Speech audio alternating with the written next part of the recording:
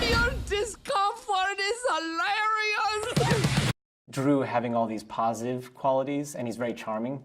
So, you know, the girls love him instantly, and, you know, Gru's daughters. And so this makes Gru initially quite jealous because he never had this sort of charm or this ability to, you know, to win people over, you know, and I think that's part of like his grumpiness, where for Drew he's a complete natural. But, you know, as we get to know Drew a little bit better, we start to see the more vulnerable side of him, and in the same way that Gru had this tough relationship with his mother and looking for her acceptance all the time, Drew had that same problem with his father, you know. And so that's a little bit where these characters meet, is that they both have this history of, you know, trying to prove themselves and be accepted, and that's sort of their relating point. Look, a unicorn horn! I saw one once. Was it fluffy? It was so fluffy. I thought I was gonna die.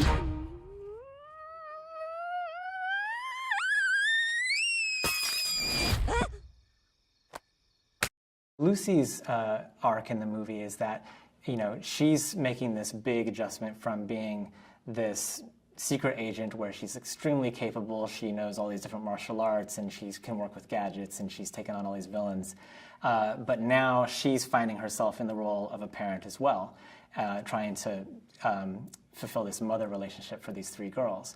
And this is a real fish out of water situation for her, you know, trying to get the hang of it. And so she's used to dealing with things like with kung fu and martial arts, and now she's having to deal with things in a very responsible, maternal kind of way, which she's slowly getting the hang of. Also trying to win the girls over to that, because up until this point, you know, they're used to being with Gru, and they love her, but they're not used to her being in this kind of role. So that's a big part of her transition, is trying to reconcile, you know, how is she going to have this maternal relationship with the girls. So, you two are villains now? I mean, hello, sweetie. Uh-oh, busted. When Steve Carell first started to explore Drew's character, you know, we showed him lots of artwork, tried to give him some visual cues about who this guy is, get a sense of his exuberance and his lightness.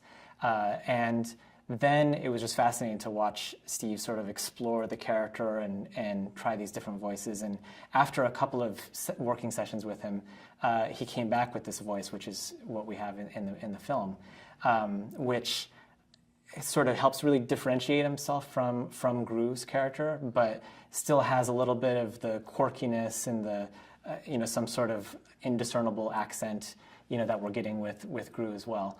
But that has lots of positivity to it, and just lots of excitement about life and all this joy, but also has this vulnerability in it. I guarantee I'll be the greatest thing you ever had. Both of the huggy bear and all the kissy face, please.